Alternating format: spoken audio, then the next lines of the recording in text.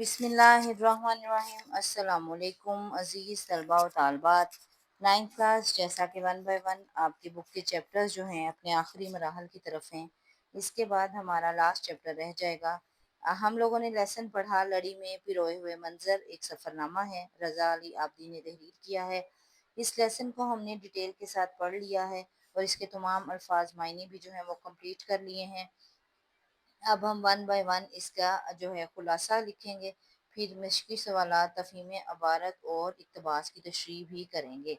تو آج ہم لوگوں نے اس کا یہ کویسچن کرنا ہے جس کا نام ہے خلاصہ۔ تو سبق نمبر 8 ہے یہ، اور لڑی میں پروئے ہوئے منظر جو ہے سفر نامے کا نام ہے، رضا علی عابدی جو ہے مصنف کا نام ہے، سفر نامہ ہے اور آپ کا خلاصے کی ہیڈنگ ہے۔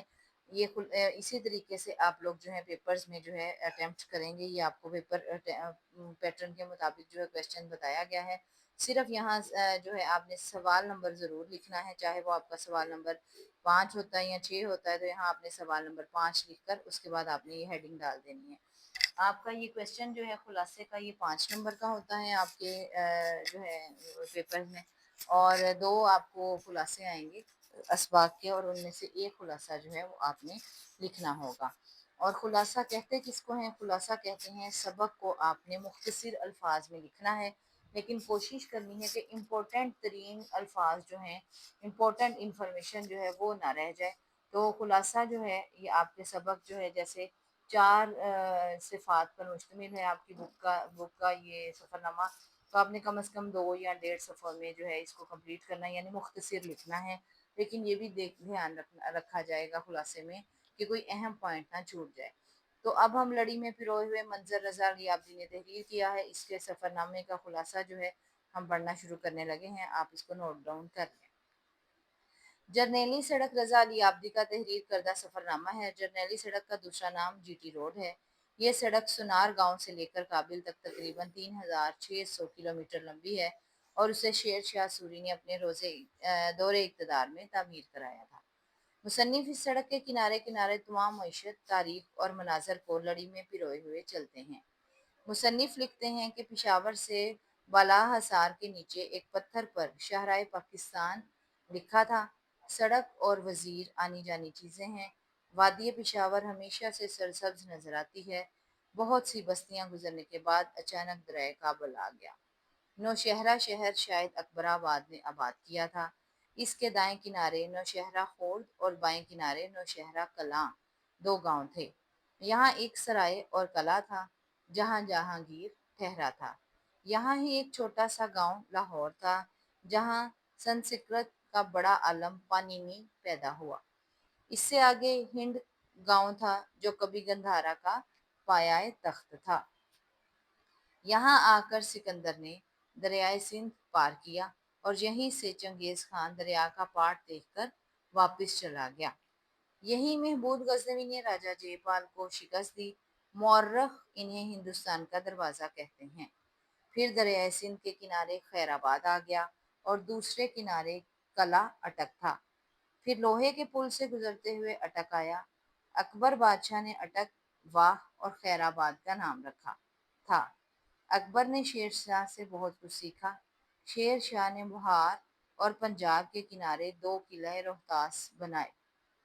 اسی طرح اکبر نے اٹک اور کٹک 2 شہر آباد کر کے یہاں ملاحوں کا محلہ ملاحی ٹولہ بنایا۔ کلکتے تک جہانگیر کی بنائی گئی سرائے جیسی کوئی سرائے نہیں۔ ایک قلعہ جو بہت سے لوگوں نے ایک دوسرے سے چھینا اب کسٹم اور ایکسائز آفس بن چکا ہے۔ چھوٹے لوگ لنڈی کوتل سے چیزیں چرا کر یہاں ہی پکڑے جاتے ہیں۔ پھر حسن ابدال آتا ہے جو حسین جگہ تھی، مگر اب یہاں ہوٹلوں میں لاؤڈ سپیکروں پر صرف فلمی گانے بجتے ہیں۔ اب اس کے ایک طرف سکھوں کا گردوارہ اور دوسری طرف کندھاری کی چلہ گاہ ہے۔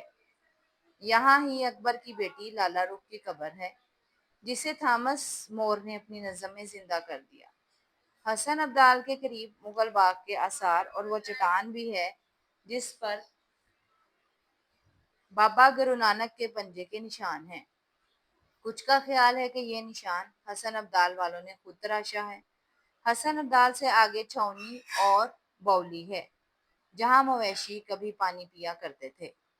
وہاں سے آگے سرائے کالا ہے جہاں کالے پتھر کی کنڈیاں فروخت ہوتی ہیں۔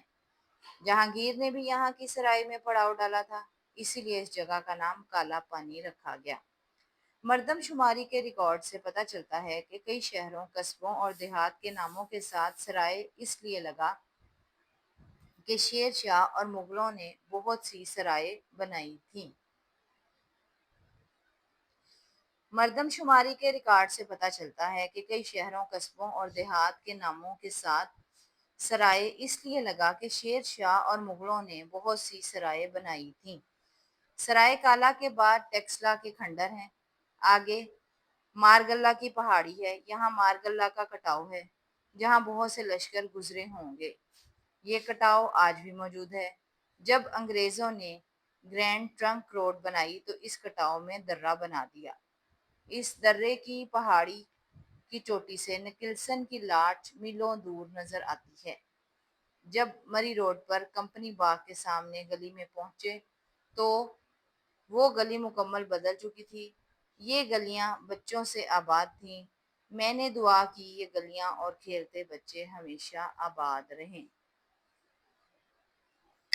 اس طریقے سے ہمارا لیسن لڑی میں پروئے ہوئے منظر سفر نامہ رضا علی عابدی کا خلاصہ جو ہے یہ کمپلیٹ ہوتا ہے۔ امید ہے کہ آپ کو لیسن کی بہت اچھے طریقے سے سمجھ آ گئی ہوگی۔ جس نے لیسن ہمارے ساتھ ساتھ ورڈ بائی ورڈ پڑھا ہے، ایک ایک الفاظ معنی لکھے ہیں، سمجھے ہیں اور لیسن کو سمجھا ہے، اس کو بہت اچھی طرح اس خلاصے کی سمجھ آ گئی ہوگی۔ اور آپ نے یہ بھی دیکھا ہوگا کہ ہم نے کوشش کی کہ کوئی اہم پوائنٹ جو ہے، کوئی اہم شہر کا نام جو ہے وہ چھوٹ نہ جائے۔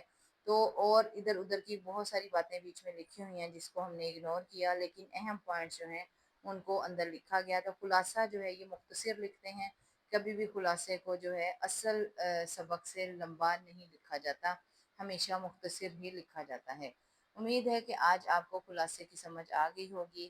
آپ کے اقتباس کی تشریح اور مشقی سوالات اور تفہیم عبارت کے ساتھ بہت جلد حاضر ہوں گی۔ دعاؤں میں یاد رکھیے گا، چینل کو سبسکرائب کر لیجیے گا، لائک کر لیجیے گا۔ السلام علیکم ورحمۃ اللہ وبرکاتہ۔